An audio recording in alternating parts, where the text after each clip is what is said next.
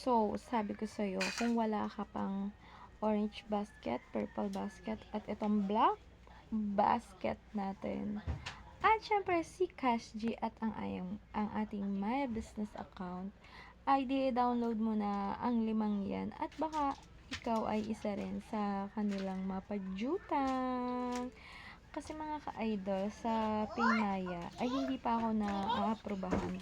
Kasi nga hindi ko siya lagi nagagamit. So, lagi nga cash G lang kasi yung nagagamit ko. Kaya, ayun mga ka-idol, dun lang ako na-operan. So, marami pa akong mga balita sa inyo tungkol sa ating mga kautang-kautangan. Kaya kung ako sa inyo, i-follow nyo na ako. At pag nakita nyo yung mukha kong to, ayan, mukhang utang yan. Charot, hindi ganon.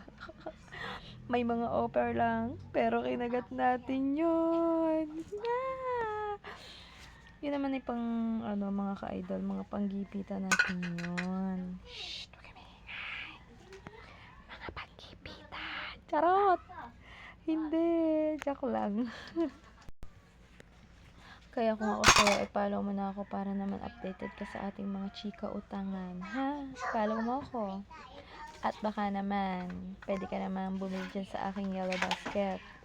Tingnan mo lang, baka may mga items na magustuhan ka at baka sa pag-order mo sa yellow basket ko ay ito na ang makapagpa-open ng iyong pay later dito sa ating Toktik account. Ano nga ba ang pay later? Ang pay later ay pautangan din ni Toktik at pwede ka rin umutang ng cellphone, ng rep, ng washing, ng dryer, at kahit ano pang gusto mong utangin pero wag lang yung asawa ko Charot, hindi ganun. Follow for more videos mga ka-idol.